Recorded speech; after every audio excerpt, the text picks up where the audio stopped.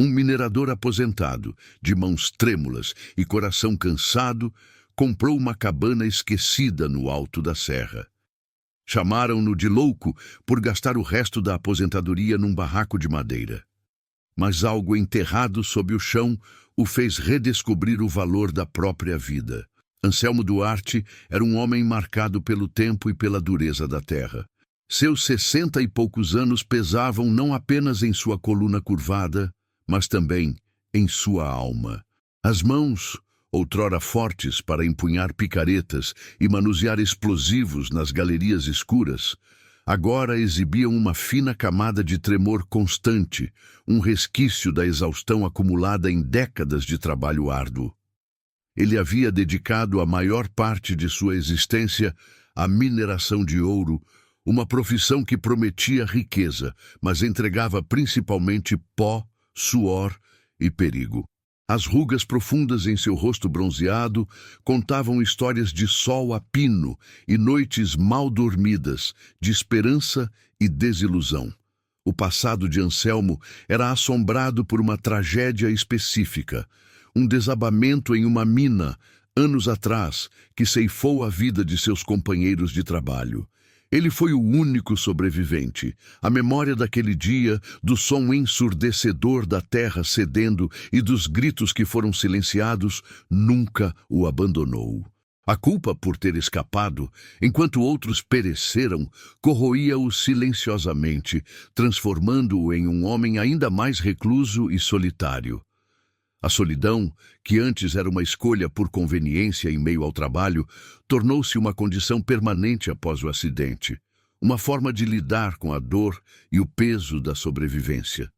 Depois de se aposentar, com o corpo exaurido e a mente cansada, Anselmo nutria um único e simples desejo: encontrar a paz. Ele sonhava com um canto verde, longe do barulho das máquinas e do cheiro de pólvora, onde pudesse plantar mandioca e criar algumas galinhas. Era um anseio por uma vida autossuficiente, conectada à terra de uma forma diferente, que não envolvesse a extração violenta de seus recursos, mas sim o cultivo e o cuidado. Não era sobre riqueza, mas sobre a tranquilidade que o dinheiro jamais poderia comprar. Foi com essa esperança que Anselmo gastou suas últimas economias, o valor total de sua aposentadoria, na compra de uma cabana isolada no alto da serra. A decisão foi recebida com ceticismo e até escárnio pelos poucos conhecidos que ainda mantinha. Louco, diziam, jogou fora o que lhe restava em um barraco caindo aos pedaços. A cabana, de fato, era um amontoado de toras e barro, esquecida e em ruínas, sem qualquer conforto ou sinal de vida recente. Era um investimento que, para a maioria, parecia imprudente e sem futuro. Mas para Anselmo, aquele lugar representava a última chance de redenção e de encontrar o propósito que a mineração havia roubado. Ele via, além da aparência decrépita da cabana, enxergando o potencial de um novo começo. Aquele pedaço de terra, isolado e silencioso, era o seu refúgio, o palco para o sonho de uma vida simples e digna. A solidão que o acompanhava há anos não era um fardo ali, era a condição necessária para a paz que ele tanto buscava. Ele se apegava àquela cabana com a mesma tenacidade com que se agarrava à própria vida, na esperança de que finalmente pudesse enterrar o passado e cultivar um futuro. A cabana que Anselmo havia adquirido estava longe de ser um refúgio idílico. Era uma estrutura rústica, construída com toras de madeira escura e barro, que o tempo e o abandono transformaram em uma morada precária. As paredes, antes sólidas, mostravam rachaduras profundas, e o telhado de telhas de barro estava parcialmente desabado em alguns pontos, expondo o interior às intempéries da serra. Janelas sem vidros e uma porta rangente completavam o cenário de desolação. O local, embora isolado, não estava completamente desprovido de uma história. A cabana, segundo os poucos murmúrios que Anselmo conseguiu captar na vila, havia pertencido a um garimpeiro que desaparecera misteriosamente anos antes, adicionando uma camada de mistério e apreensão ao seu novo lar. Situada em uma clareira na encosta da serra, a cabana ficava próxima a um córrego que, na época da compra, estava quase seco, revelando um leito de pedras e areia. A vegetação ao redor era densa, com árvores retorcidas e arbustos que pareciam engolir a pequena construção. Anselmo, ao chegar, deparou-se com um trabalho hercúleo. Não havia eletricidade, água encanada ou qualquer vestígio de conforto. A instalação foi um processo lento e árduo, marcado pela melancolia de um homem que via seus últimos recursos investidos em um lugar que exigia ainda mais de sua já esgotada força. Ele começou limpando o mato que cercava a casa, removendo teias de aranha e detritos acumulados por anos.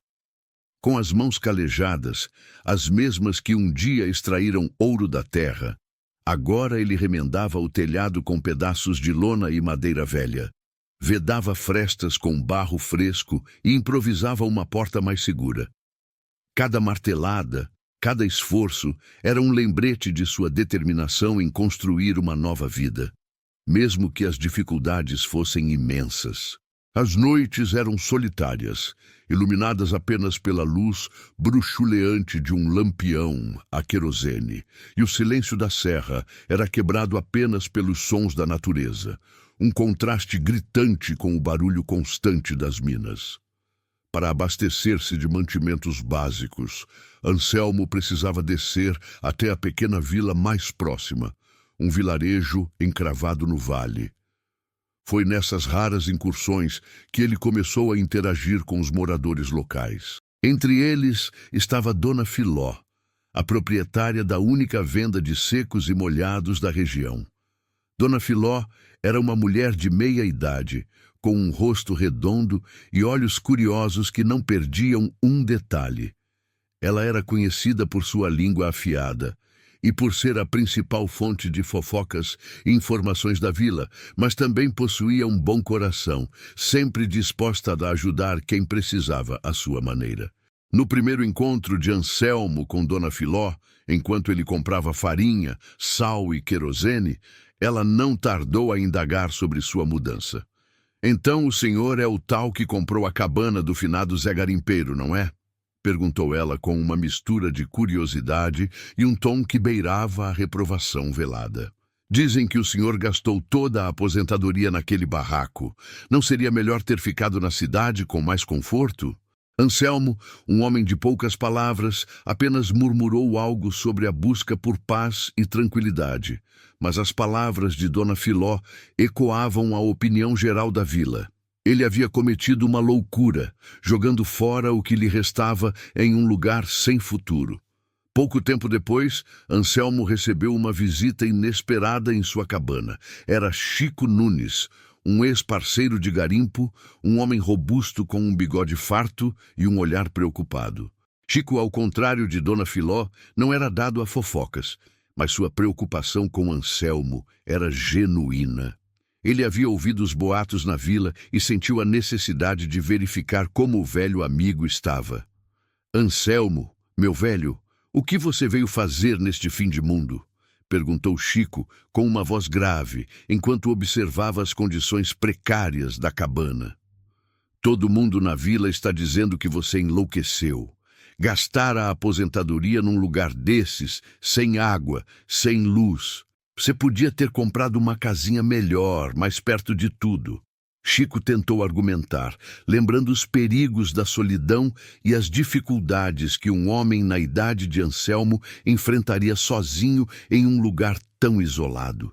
Ele expressou seu ceticismo sobre a ideia de Anselmo plantar mandioca e criar galinhas em um terreno tão acidentado. Para Chico, a decisão de Anselmo era um erro, um desperdício de sua última chance de viver com alguma dignidade. Conversa, embora permeada por uma preocupação sincera, reforçava para Anselmo a percepção externa de que ele havia feito uma escolha imprudente. Ele ouvia as palavras de Chico, mas sua convicção permanecia inabalável. Aquele barraco, por mais rústico que fosse, era o seu pedaço de chão, o local onde ele esperava, finalmente, encontrar o sossego que a vida nas minas jamais lhe dera. A cabana esquecida, com seu passado misterioso e seu presente desafiador, era o palco para o recomeço de Anselmo, um recomeço que a vila inteira considerava um grande equívoco. Apesar do ceticismo da vila e das palavras de Chico Nunes, Anselmo não se deixou abalar. Sua determinação em construir uma vida autossuficiente na cabana era inabalável. O maior desafio e a prioridade imediata era a falta de água potável. O córrego próximo estava quase seco, e a água que restava não era confiável para consumo. Assim, Anselmo decidiu que cavaria um poço. Não era apenas uma necessidade prática, era um símbolo de sua busca por independência, um retorno às suas raízes com a terra, mas agora com um propósito de paz e sustento, e não de extração desenfreada. Com a mesma picareta e pá que um dia usara para desenterrar ouro, Anselmo começou a trabalhar. Escolheu um local próximo à cabana, onde a terra parecia mais macia e a vegetação indicava uma possível fonte subterrânea. Cada golpe da picareta no solo era um esforço físico extenuante para seu corpo já cansado, mas ele persistia. O sol da serra castigava sua pele e o suor escorria em abundância, molhando sua camisa surrada. A cada porção de terra removida, a imagem de seus dias nas minas voltava à mente. Mas desta vez, a motivação era diferente. Não havia a pressão dos prazos, a ganância dos chefes ou o perigo iminente de um desabamento. Havia apenas o ritmo constante de seu próprio trabalho, a busca por algo essencial para a vida e a esperança de um futuro tranquilo. Dias se transformaram em semanas. Anselmo cavava metodicamente, descendo cada vez mais fundo na terra. As mãos, já calejadas, ganhavam novas bolhas e feridas, mas ele não parava. O silêncio do local era quebrado apenas pelo som repetitivo da ferramenta encontrando o solo e pelo seu próprio fôlego ofegante. Ele trabalhava do amanhecer ao anoitecer, parando apenas para as refeições simples e um breve descanso. A cada metro de profundidade, a expectativa de encontrar água aumentava, mas a terra continuava seca. Em uma tarde particularmente quente, enquanto Anselmo já sentia o cansaço extremo e a frustração começava a se instalar, sua pá atingiu algo diferente. Não era a resistência familiar de uma pedra comum ou a maciez da terra. O som foi abafado, mas sólido, como metal ou pedra trabalhada. Ele parou intrigado. Com cuidado, começou a remover a terra ao redor do objeto, usando as mãos para sentir a textura e o formato. Aos poucos, a forma de um objeto retangular e liso começou a emergir. A curiosidade suplantou o cansaço. Anselmo continuou a cavar com mais afinco, revelando as bordas de uma caixa. Não era de madeira, mas de pedra, com uma superfície polida e sem emendas visíveis. Era um cofre de pedra, grande o suficiente para exigir um esforço considerável para ser desenterrado por completo. A tensão no ar era palpável. Ele havia passado a vida inteira buscando tesouros nas entranhas da terra, mas nunca esperara encontrar um ali, em seu próprio quintal. Com a ajuda de algumas ferramentas improvisadas e de sua força residual, Anselmo conseguiu mover a tampa pesada do cofre. A abertura revelou um interior escuro e empoeirado, mas que logo se transformou em um espetáculo de brilho e cor. Seus olhos, acostumados à penumbra das minas, demoraram a se ajustar à visão. Dentro do cofre, repousavam pedras preciosas. Eram esmeraldas de um verde profundo, rubis de um vermelho vibrante e safiras de um azul intenso, todas lapidadas com precisão e dispostas em pequenos sacos de tecido antigo que se desfaziam ao toque. Elas reluziam sob a luz fraca que penetrava no poço, um brilho que Anselmo reconheceu imediatamente como o de uma fortuna considerável. No entanto, o que mais surpreendeu Anselmo não foi o valor monetário das gemas, mas os outros itens que as acompanhavam. Sob as pedras havia uma coleção de artefatos indígenas raríssimos. Eram pequenas estatuetas de cerâmica com desenhos intrincados, colares feitos de conchas e sementes, pontas de flecha de obsidiana e pedras polidas com inscrições que Anselmo nunca havia visto antes. A qualidade e o estilo dos objetos indicavam uma civilização antiga, muito anterior à chegada dos colonizadores. Não eram simples adornos, mas peças de um valor histórico e cultural inestimável, carregadas de um mistério que transcendia a riqueza material. Anselmo ficou ali, ajoelhado ao lado do poço, com a boca seca e o coração batendo descompassadamente. O espanto era imenso, a descrença ainda maior. Ele havia comprado aquela cabana para encontrar paz, não para desenterrar um tesouro que parecia saído de uma lenda. A fortuna que ele vislumbrava agora não era apenas dinheiro. Era algo que mudaria sua vida de uma forma que ele jamais poderia ter imaginado. Algo que conectava seu humilde pedaço de terra a um passado distante e esquecido. Aquele poço, que deveria trazer água, havia revelado um segredo muito mais profundo, um elo com uma história que aguardava ser redescoberta. Anselmo Duarte, com os olhos ainda mareados de espanto pela descoberta, sabia que aquele tesouro não poderia permanecer em segredo por muito tempo. Ele, um homem que buscava a paz e o anonimato, agora se via diante de uma fortuna que, por sua própria natureza, atrairia atenção indesejada. Tentou, a princípio, disfarçar o achado, cobrindo o cofre com terra e galhos, mas a euforia e a apreensão eram sentimentos difíceis de esconder para um homem tão acostumado à solidão e à discrição. A mudança em seu comportamento, por mais sutil que fosse, não passaria despercebida aos olhos atentos da pequena vila. A notícia começou a se espalhar de forma insidiosa, como um fogo rasteiro na mata seca. Anselmo, em suas raras idas à venda de Dona Filó para comprar os mantimentos essenciais, tentava manter a mesma postura de sempre, mas algo havia mudado. Ele, que antes comprava o estritamente necessário e pagava com moedas contadas, agora parecia menos preocupado com os centavos.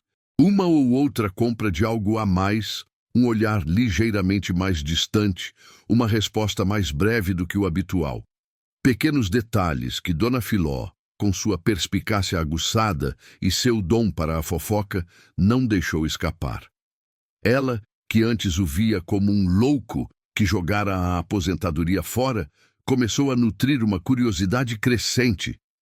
Será que o velho achou alguma coisa? Murmurava ela para si mesma e para os poucos clientes da venda, enquanto pesava o arroz. Não demorou para que os boatos ganhassem corpo. De Anselmo está esquisito, passou para Anselmo achou algo na cabana, e em pouco tempo, para Anselmo desenterrou uma fortuna.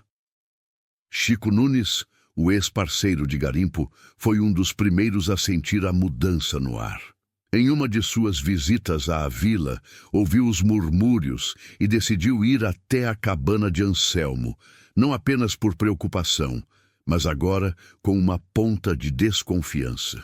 Ele encontrou Anselmo mais pálido, com olheiras profundas, mas com um brilho nos olhos que Chico reconheceu de seus tempos de garimpo. O brilho da descoberta, da promessa de riqueza. Anselmo tentou negar, mas seu nervosismo e a forma como protegia o entorno do poço denunciavam o segredo. Chico, embora leal, não era ingênuo. A notícia da fortuna era como um vírus, e ele, sem intenção, ajudou a propagá-lo ao comentar com outros garimpeiros que conhecia. A transformação da curiosidade em cobiça foi rápida e brutal. A pequena vila, antes um refúgio de simplicidade, agora fervilhava com a promessa de ouro e pedras preciosas. O respeito e a compaixão que alguns sentiam por Anselmo deram lugar à inveja e à desconfiança. As pessoas viam nele não mais o velho minerador cansado, mas um sortudo que escondia um tesouro que pertencia à terra e, portanto, a todos. A verdadeira ameaça, contudo, veio de fora. A notícia do achado de Anselmo atravessou os vales e as montanhas, alcançando os ouvidos de garimpeiros clandestinos. Estes homens, acostumados à vida à margem da lei e movidos pela busca incessante por riqueza fácil, viram na cabana de Anselmo uma oportunidade de ouro. Começaram a chegar discretamente, a princípio, acampando nas proximidades, explorando terrenos vizinhos sob o pretexto de buscar novas jazidas. Mas seus olhares famintos estavam fixos na pequena clareira onde Anselmo vivia. A paz que Anselmo tanto buscava foi esmagada pela chegada desses invasores. A cada dia, mais rostos estranhos apareciam, mais barracas eram montadas, mais barulho de picaretas e paz ecoava pela serra. A descrição inicial deu lugar à intimidação. Os garimpeiros não pediam licença, eles tomavam. Começaram a invadir o terreno de Anselmo, ignorando seus protestos. Eles viam um velho solitário sem apoio e um tesouro à vista. Anselmo, apesar da idade, tinha a coragem forjada em anos de perigo nas minas. Ele tentou proteger sua cabana e o local da descoberta com a mesma tenacidade com que se agarrava à vida. Armou-se com o que tinha, sua velha picareta, um facão e a força de sua voz, que, embora trêmula, carregava a autoridade de quem defendia seu lar. Ele confrontou os invasores, exigindo que se retirassem, lembrando-lhes que aquela terra era sua. A escalada da tensão era inevitável. Uma noite, um grupo de garimpeiros mais audaciosos tentou forçar a entrada na cabana de Anselmo, acreditando que ele guardava mais tesouros ali dentro. Anselmo, que mal dormia há dias, estava vigilante. Ao ouvir os ruídos na porta, ele se armou com sua picareta e saiu para enfrentar os homens. "Voltem de onde vieram, esta terra é minha!" E gritou, com a voz embargada pelo medo e pela raiva. Os garimpeiros, mais jovens e em maior número, riram de sua tentativa. Um deles, um homem corpulento com um olhar cruel, avançou. Anselmo tentou golpeá-lo com a picareta, mas a lentidão de seus movimentos e a falta de força de outrora o traíram. O homem desviou facilmente e com um empurrão violento jogou Anselmo ao chão. A picareta voou longe. Enquanto ele tentava se levantar, outro garimpeiro o atingiu com um golpe na cabeça, talvez com o cabo de uma pá ou com um pedaço de madeira. Anselmo sentiu uma dor aguda e o mundo girar. Ele caiu novamente, a visão turva, o gosto de sangue na boca.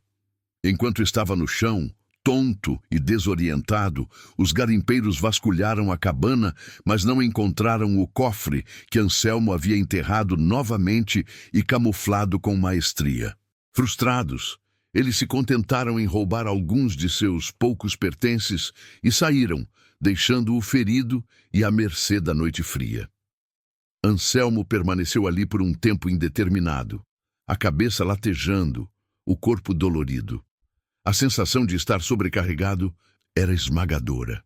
Ele, que buscava um refúgio de paz, agora estava ferido, sua cabana invadida, e seu sonho de tranquilidade transformado em um pesadelo de violência e cobiça. A solidão que antes o confortava agora era um fardo pesado, expondo sua vulnerabilidade.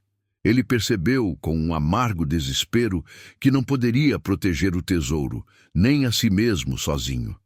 A semente da cobiça havia brotado na serra, e seus espinhos estavam ferindo profundamente o velho minerador. Ele estava em perigo, e a ajuda parecia uma miragem distante. Anselmo jazia ferido, com o corpo dolorido e a cabeça latejando, sentindo o peso da derrota e da vulnerabilidade. A noite avançava, e com ela uma mudança drástica no tempo. O ar, antes abafado, tornou-se pesado e carregado, prenunciando uma alteração brusca. Longe, no horizonte, nuvens escuras começaram a se acumular, subindo rapidamente pela serra. Os primeiros sinais de uma tempestade iminente surgiram como um prenúncio sombrio. Um vento forte e repentino começou a soprar, agitando as árvores e fazendo a cabana ranger. Minutos depois, os primeiros trovões ecoaram, graves e distantes, mas com uma intensidade crescente que fazia o chão vibrar. Relâmpagos rasgavam o céu escuro, iluminando por instantes a paisagem desolada ao redor da cabana de Anselmo. A chuva começou com gotas esparsas e pesadas, que logo se transformaram em um aguaceiro torrencial.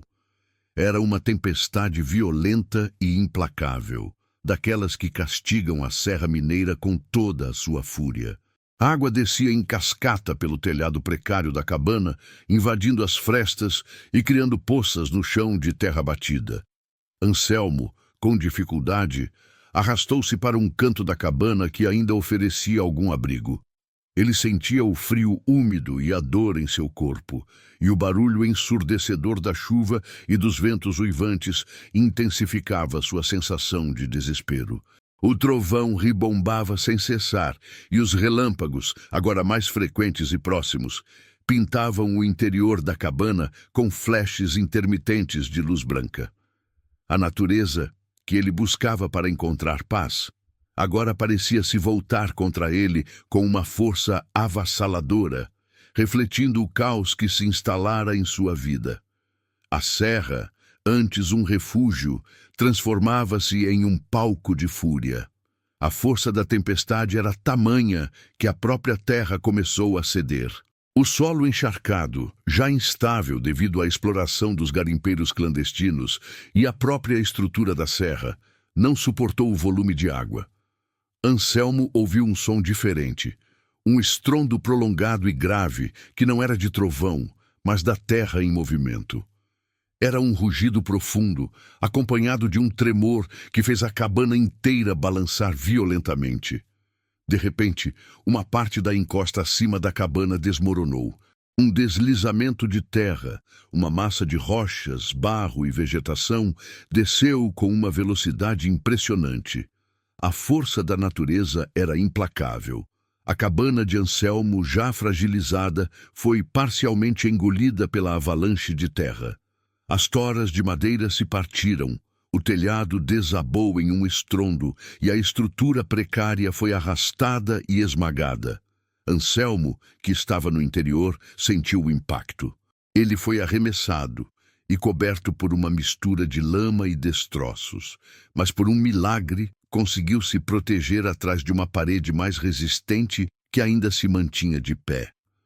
Quando o pior da avalanche passou, e o barulho diminuiu para um murmúrio de terra e água escorrendo, Anselmo, atordoado e com a respiração ofegante, tentou avaliar a situação. A parte frontal de sua cabana havia desaparecido e os destroços estavam espalhados por todo o lado. A chuva ainda caía forte, mas a intensidade do deslizamento havia cessado. Foi então que, em meio à destruição e ao caos, seus olhos captaram um brilho incomum. O deslizamento havia arrancado uma porção considerável da encosta da serra, expondo o que estava escondido sob a superfície. O que Anselmo viu o deixou paralisado, esquecendo-se da dor e do perigo. A parede de terra recém-exposta revelava uma abertura, uma espécie de caverna.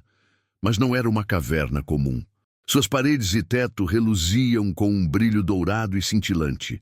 Não era ouro puro, mas uma formação geológica de minerais que refletiam a luz da tempestade de uma forma espetacular, criando um efeito de ouro líquido escorrendo pelas rochas.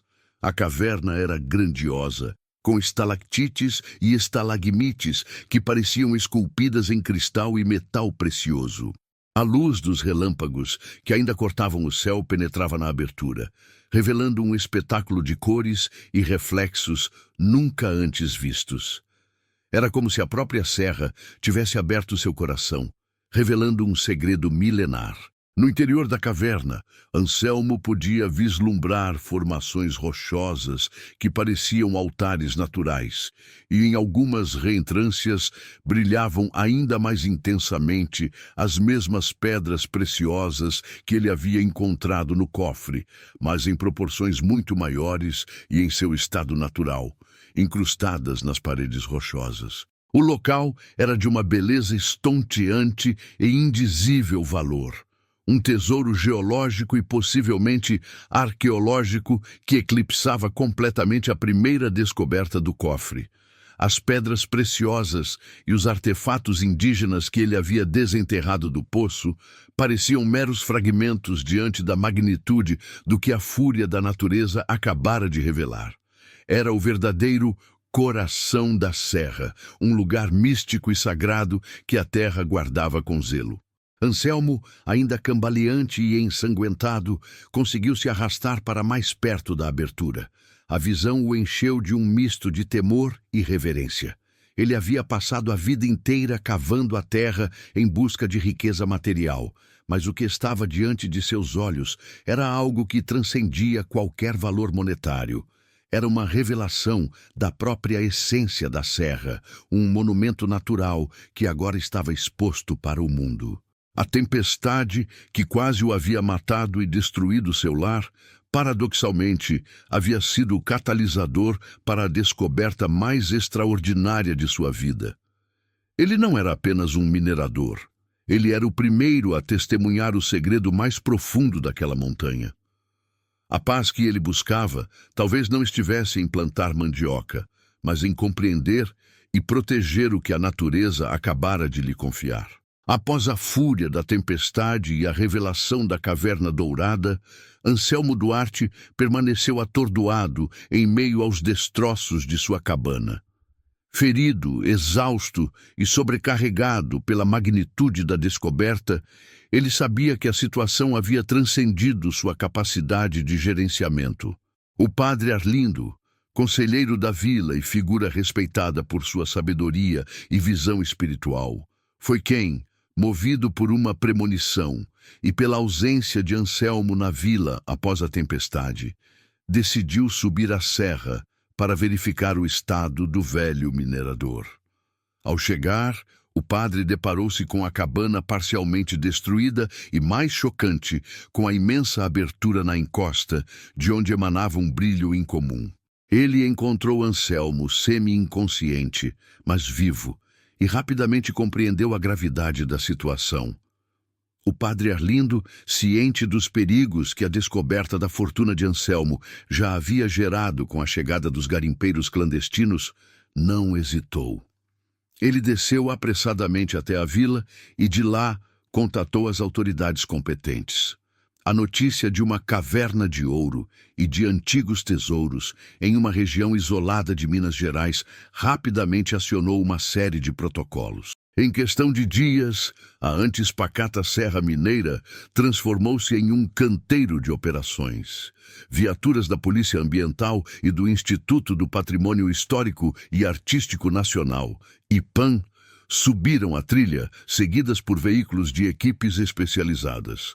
Arqueólogos, historiadores, geólogos e conservadores chegaram ao local, liderados por uma renomada equipe de pesquisa. A primeira medida foi isolar completamente a área, afastando os garimpeiros clandestinos que ainda rondavam e impedindo o acesso de curiosos. Anselmo, após receber os primeiros socorros e ter seus ferimentos tratados, foi levado para uma avaliação mais detalhada, mas permaneceu no local sob a custódia das autoridades, não como prisioneiro, mas como a testemunha-chave da descoberta. Os especialistas iniciaram uma minuciosa investigação.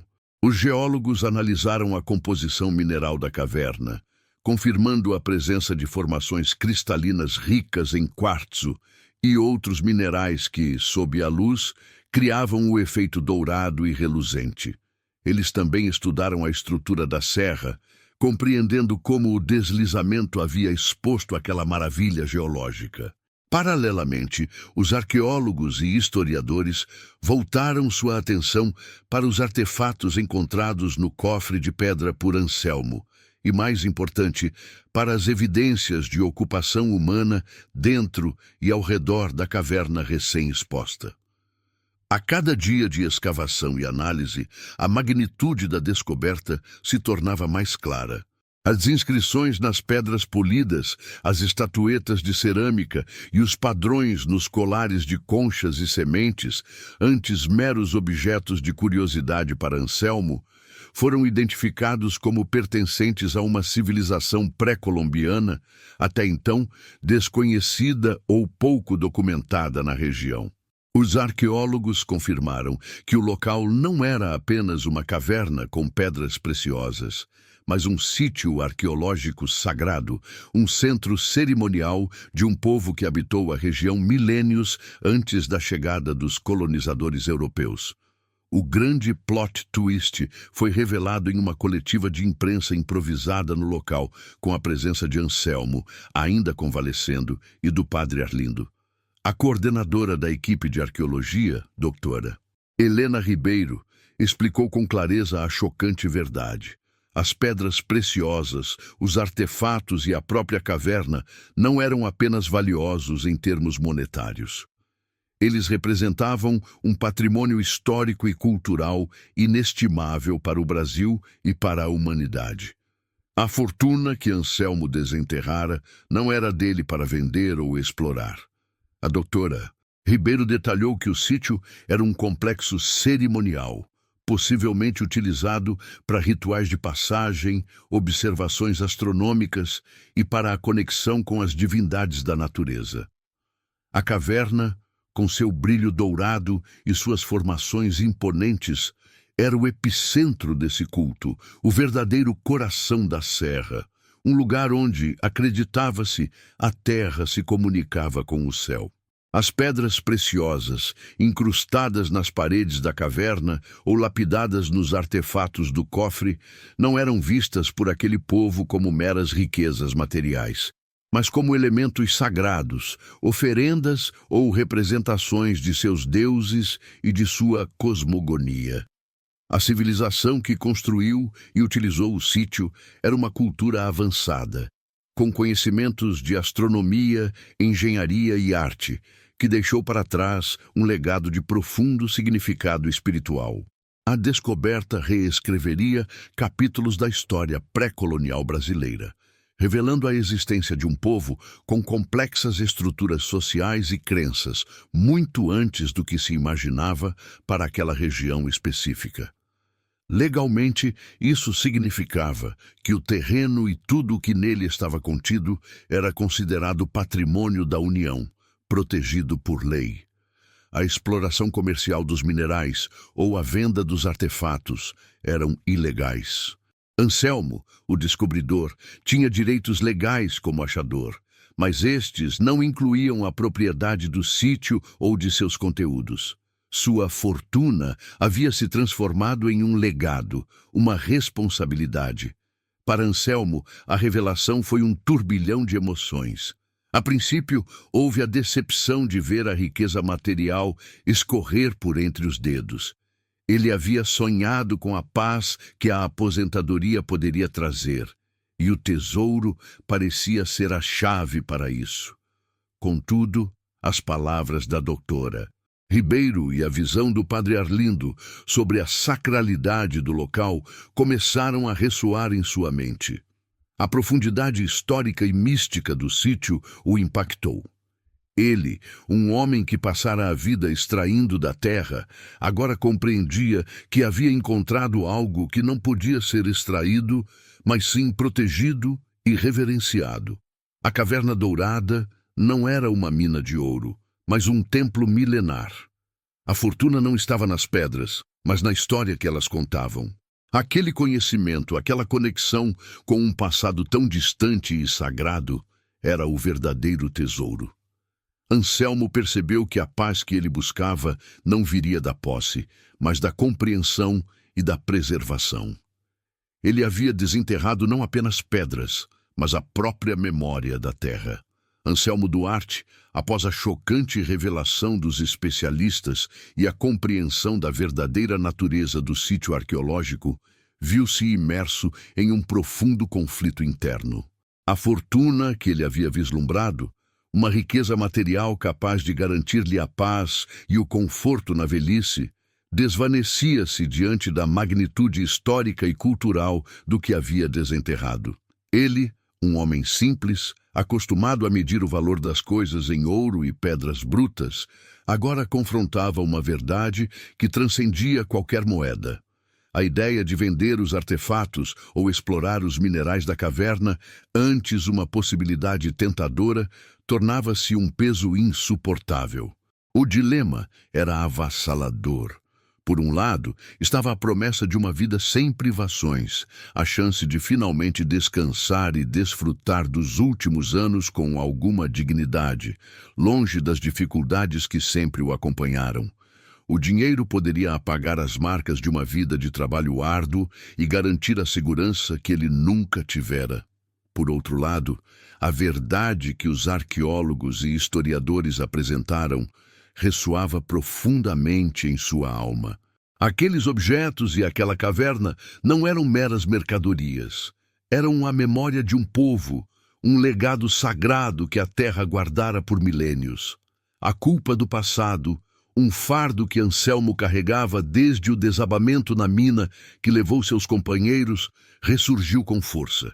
Ele havia sobrevivido, e essa sobrevivência sempre o questionara sobre o propósito de sua existência. Agora, diante da descoberta, ele se perguntava: qual era o seu papel? Seria ele apenas mais um a explorar e lucrar com a terra, repetindo os padrões de sua vida como minerador? Ou teria a chance de fazer algo diferente, algo que redimisse não apenas a si mesmo, mas também sua relação com o mundo natural e com a história? A busca por paz, seu maior desejo ao comprar a cabana, também se manifestava nesse conflito. Ele percebia que a verdadeira paz não viria da posse de riquezas, mas da retidão de suas ações. Se vendesse o sítio, a cobiça e a destruição que já havia presenciado com a chegada dos garimpeiros clandestinos se intensificariam, e a paz seria uma miragem. A visão do padre Arlindo, que o visitava frequentemente durante sua recuperação, reforçava essa perspectiva. O padre falava da sacralidade da serra, da conexão ancestral daquele lugar com o divino e da responsabilidade moral de proteger algo tão antigo e puro. Ele lembrava a Anselmo que alguns tesouros são maiores do que o ouro e que a verdadeira riqueza reside no legado que se deixa. Anselmo passou dias e noites em profunda reflexão, observando a Caverna Dourada, agora protegida e estudada pelos especialistas. Ele via os arqueólogos trabalhando com reverência, desvendando os segredos da civilização antiga, e compreendia que aquele lugar era um livro aberto, uma fonte inesgotável de conhecimento. A ideia de que sua cabana, seu humilde pedaço de terra, abrigava um portal para o passado, transformou sua percepção. A paz que ele buscava não estava em plantar mandioca e criar galinhas como sonhara, mas em cultivar e proteger a história que a serra revelara. Foi então que Anselmo tomou sua decisão. Não foi um ato impensado, mas o ápice de uma jornada de redenção e autoconhecimento. Em um ato de profunda nobreza e desapego, ele convocou as autoridades e os especialistas presentes no local. Com a voz ainda um pouco embargada pela emoção, mas com uma clareza e firmeza que surpreenderam a todos, Anselmo Duarte anunciou sua intenção. Ele não venderia nada. Em vez disso, doaria todo o terreno, incluindo a cabana, ou o que restava dela, e a área da caverna, ao governo federal. Seu desejo era que o sítio arqueológico fosse preservado integralmente, estudado e aberto ao público, para que as gerações futuras pudessem aprender com a sabedoria dos antigos e se conectar com a história do Brasil. O anúncio de Anselmo foi recebido com um misto de surpresa e admiração. Os arqueólogos e historiadores, que esperavam uma longa negociação pela posse do terreno, ficaram emocionados com o gesto. Os representantes do governo expressaram gratidão pela generosidade e visão do ex-minerador. A notícia rapidamente se espalhou pela vila, e desta vez os murmúrios não eram de cobiça ou ceticismo, mas de respeito. Dona Filó, a fofoqueira de bom coração, chorou de emoção ao saber da decisão de Anselmo, e Chico Nunes, que antes o considerava louco, agora o via como um homem de uma grandeza inesperada. Aquele momento marcou a verdadeira transformação de Anselmo. Ele havia encontrado um propósito maior, um que transcendia sua própria vida e se conectava com a memória de um povo e a preservação de um legado. A fortuna que ele desenterrou não o fez rico em dinheiro, mas o enriqueceu em espírito, oferecendo-lhe a redenção e a paz que o ouro jamais poderia comprar. Ele havia deixado de ser apenas um minerador aposentado e solitário para se tornar o guardião de um tesouro inestimável, um guardião que, em vez de extrair, protegia e compartilhava. A escolha do guardião havia sido feita, e com ela, Anselmo finalmente encontrou o seu lugar no mundo, não como um mero observador, mas como parte integrante da história que ele ajudou a desenterrar. A doação do terreno por Anselmo Duarte ao governo federal marcou o início de uma nova era para a Serra Mineira e para a própria vida do ex-minerador. O gesto nobre de Anselmo, motivado por uma profunda compreensão do valor histórico e cultural do sítio, garantiu a proteção imediata da área e o planejamento para sua transformação em um parque arqueológico. As autoridades, com a agilidade que a magnitude da descoberta exigia, iniciaram os procedimentos necessários para desapropriar as terras vizinhas, garantindo uma zona de amortecimento e a integridade do local. Em poucos meses, a paisagem ao redor da antiga cabana de Anselmo passou por uma metamorfose controlada. O local, antes um refúgio isolado e depois palco de cobiça e violência, tornou-se um centro de pesquisa e preservação. Engenheiros e arquitetos projetaram estruturas de proteção sobre a Caverna Dourada, garantindo sua estabilidade e a conservação de suas formações minerais e das evidências arqueológicas. Centros de pesquisa foram erguidos, equipados com laboratórios modernos, para a análise contínua dos artefatos e do contexto geológico.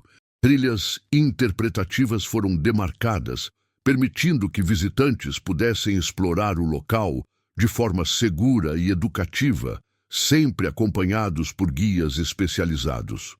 O Coração da Serra, como o parque arqueológico foi batizado em homenagem à revelação mística da caverna, abriu suas portas ao público.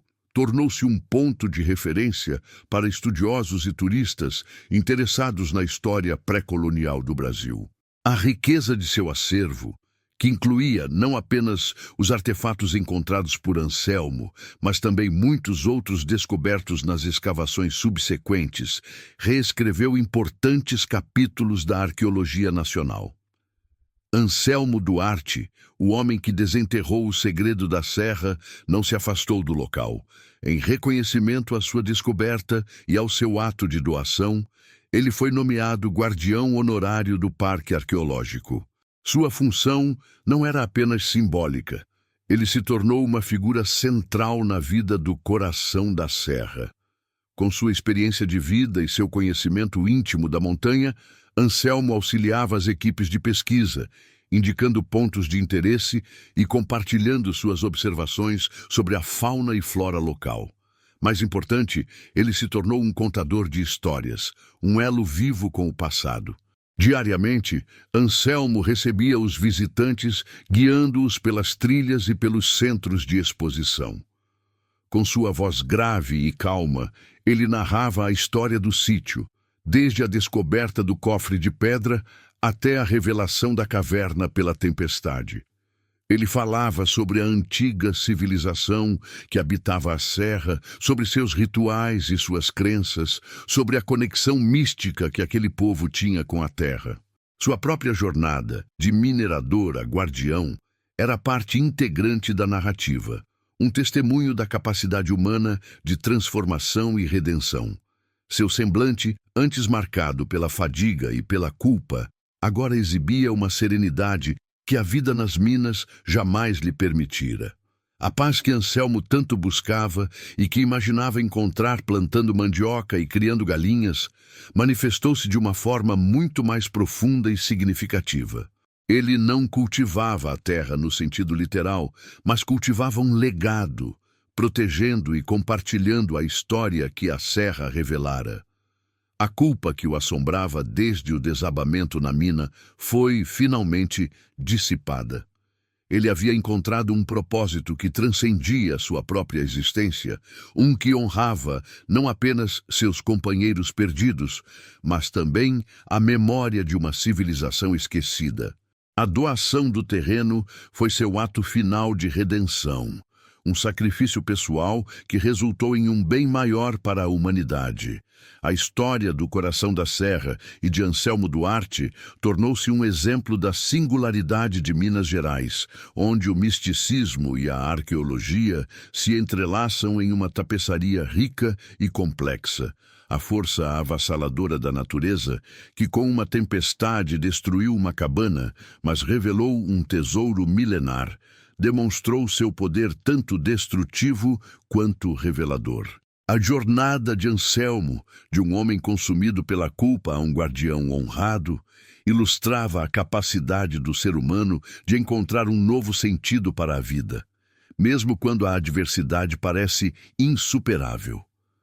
Anselmo, o ex-minerador solitário, encontrou seu lugar no mundo, não nas minas escuras em busca de ouro, mas na luz do sol, protegendo um patrimônio que valia muito mais que qualquer fortuna material. Ele olhava para o parque que ajudara a criar, para as montanhas que agora guardavam seus segredos com dignidade e respeito, e sentia uma quietude profunda. Aquele pedaço de terra, que um dia foi seu refúgio e depois sua prisão, transformou-se em seu legado. Ele havia redescoberto o valor da própria vida, não na acumulação de riquezas, mas na preservação da memória e na partilha da sabedoria que a terra, em sua generosidade, lhe confiou.